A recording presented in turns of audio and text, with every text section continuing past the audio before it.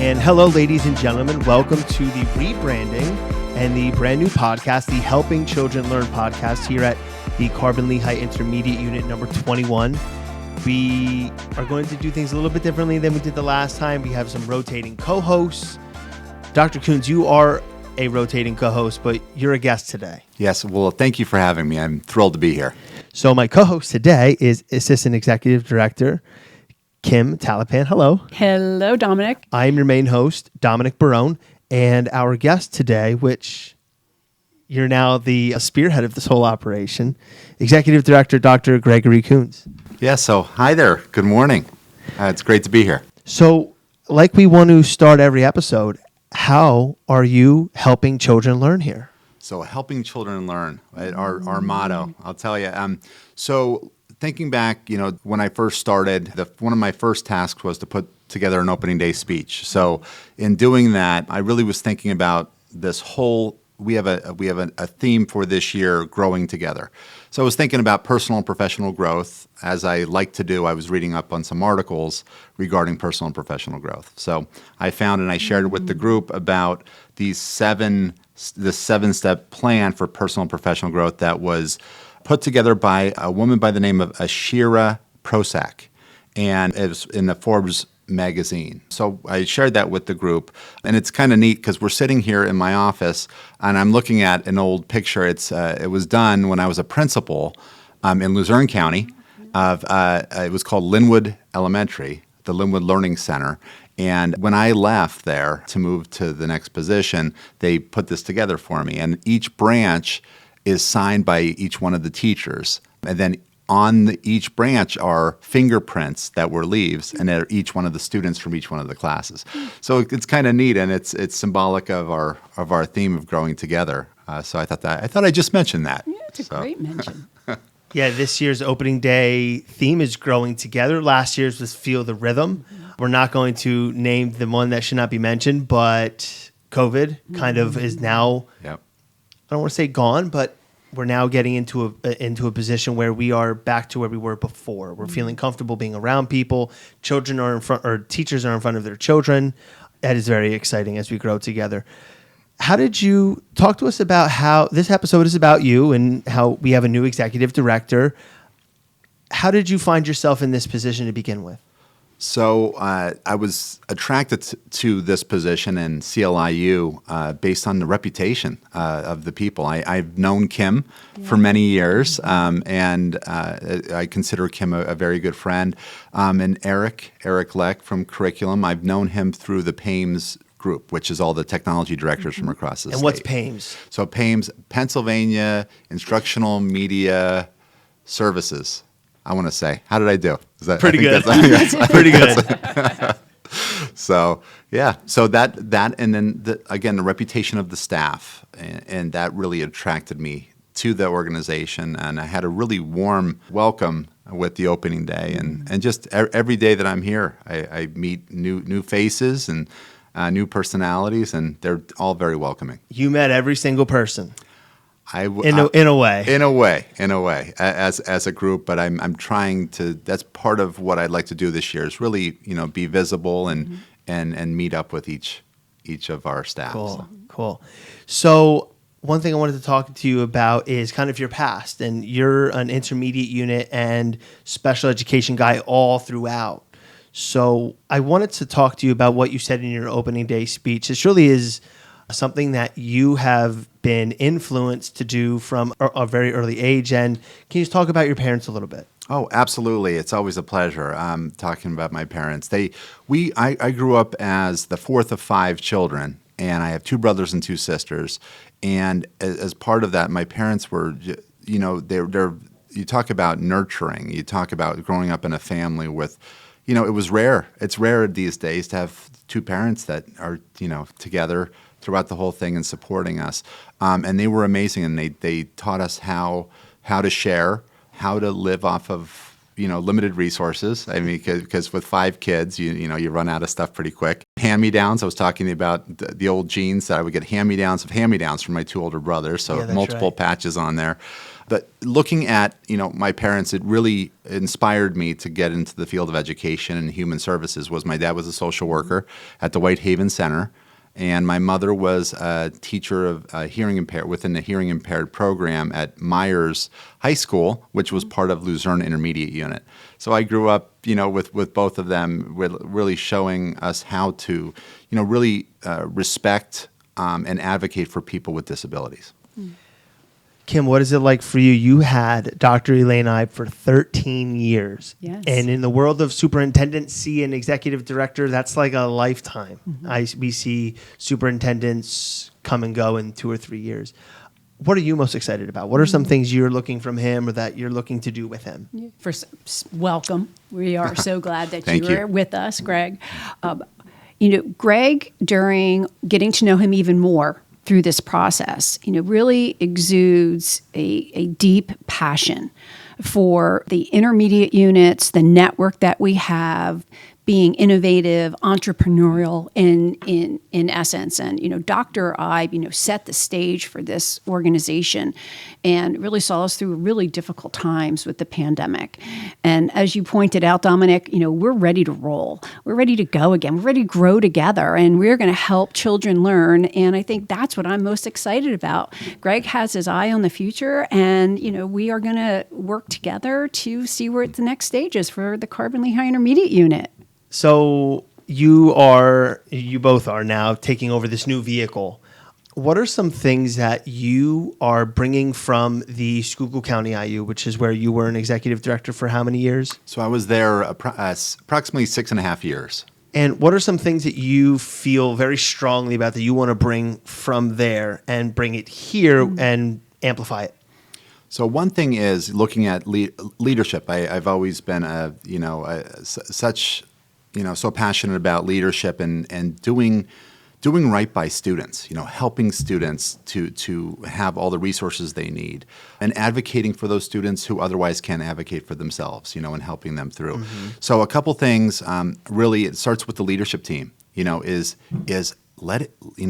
letting our leaders, really allowing them to demonstrate their specialization in each area. That really excites me, just to see them to continue to grow our programs and, for the benefit of our students. That's one piece. Community partnerships. That's something I learned in going through my last position. It's so important to work with your community for the benefit of students. And the other piece is advocacy. Looking at those legislators who are out there who can help support all those important bills and, and helping us to get the funding we need for our students and for our schools. Mm-hmm. Speaking on that, this is a very robust IU, from what I understand. Obviously, I'm the new guy in town. Are you excited to see all these programs that maybe you might not have had at the Schuylkill IU? Yes. So there were a couple in particular. So the behavioral health program. It's wonderful to see that we have a program in place here. It's something I was hoping to put together at Schuylkill IU, but we had a couple roadblocks along the way. Sure. But as you know, mental health is by far one of our biggest priorities right now. As a result of the pandemic, we realize the importance of that. So that's definitely one of the areas. Transportation. We did not run that at my last position. So that's exciting to me as well, working with Randy Perry and the transportation department there. So those were two of the big areas.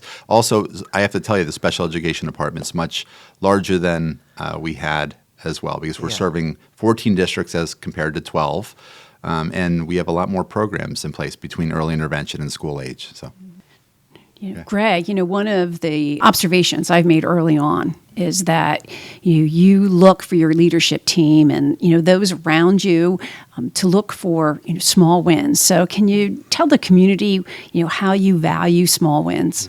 So this is something that I am very passionate about is, it's celebrating those accomplishments along the way. We often dwell on the thing that did not go right in a given day, right? So we get through the whole day and there's just one thing that didn't go well, and then we dwell on that for the rest of the day, maybe even for the whole week. So this is, I really encouraged in our first cabinet meeting, I sat down with everybody and I said, I would like you to keep track of those small wins throughout the school year.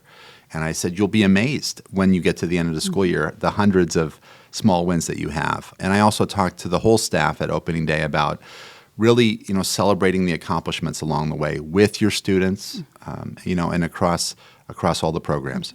So.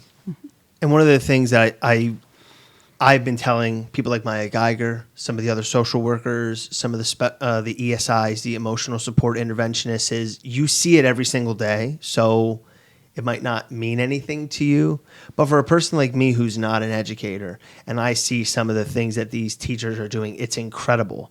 My favorite story so far at the IU, not that they're not all special and they're all beautiful, but Russell Watkins at Panther Valley High School and a student named Gabriel who was nonverbal with autism but reads a cue card very well.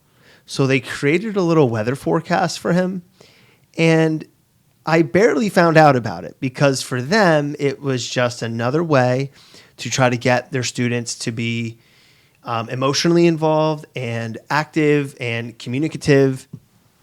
And then once I got there and I shot a little video for them and it spiraled. It ended up going to all these news stations that I sent it out to. And we ended up getting this kid, Gabe, in front of a green screen at WBRE. So I think it's so cool that, and now it was a major milestone for Gabe. But for the teachers, who have been doing it now, Russell's young, so he hasn't been doing it for 20, 30 years. But even for him, it's just what he does. He doesn't look for people like me to bring in a camera. And so maybe when you were at the Schuylkill IU, what were some small W's that you can remember like these ones with Gabe?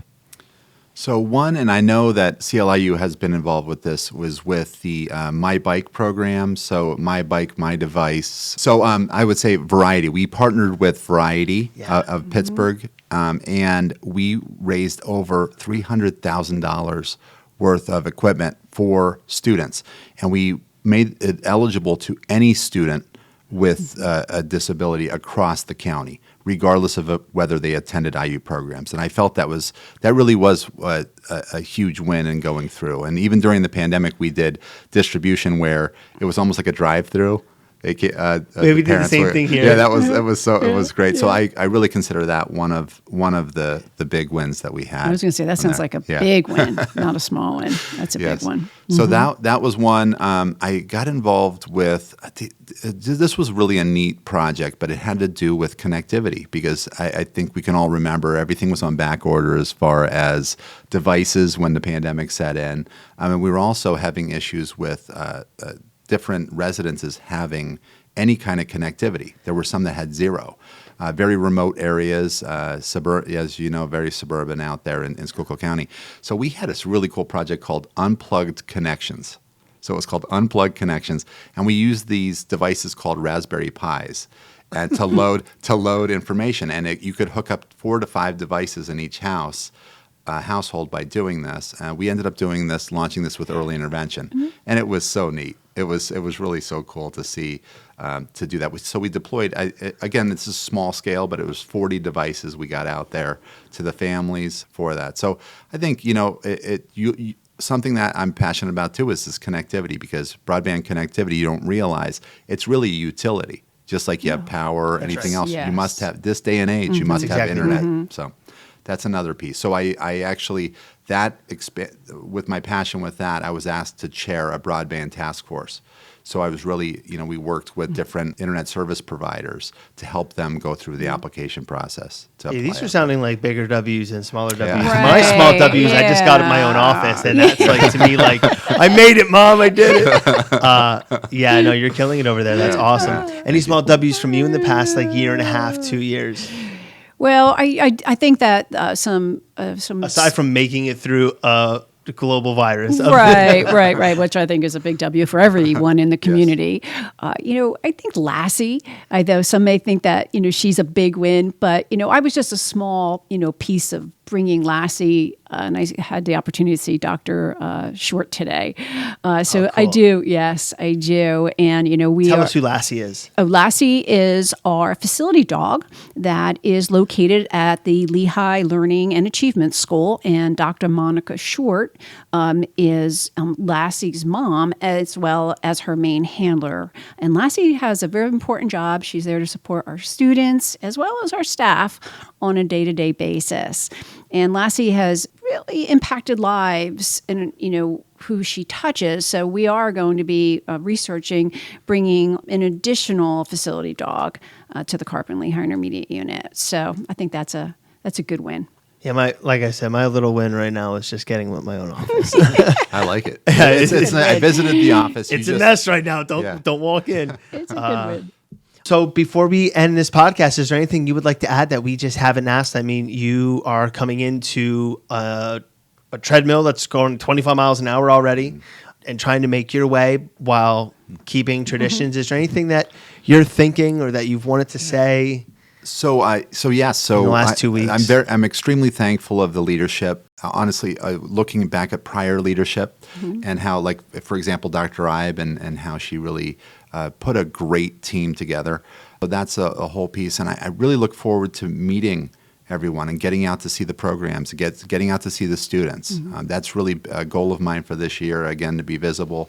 And I really look forward to this opportunity. Why is it so important for an executive director to be visible? Because not everyone gets to see that. So I've in the past, you can hear of the leaders that stay behind closed doors or in their offices. I want to see, as with my leadership style, I want to see the impact that we're having. I want to know that the impact, and I also, when you're out there and you're seeing it firsthand, you'll also see what the needs are. And believe it or not, people won't mind sharing with you what kind of needs they have. I'm sure they don't, right? So what kind of resources they need or whatever else. And I like to hear that firsthand. I don't shy away from that. I'd rather be there face to face and hear what the needs are, right? Yeah, and Greg already started that process. He visited many of the locations at first day in service, was able to connect with staff, and staff learned that he has many stories to tell. So for those who will be getting to see him in the next few weeks, you will hear lots of stories. Yeah. Dr. Craig story time or what? Yeah. That's right. Yeah. Well, thank you both so much for coming on. Kim being our rotating co-host, we're going to be seeing more of this. And this episode airs every first Tuesday of the month. Okay, thank you both so much. Thanks again. Thanks so much.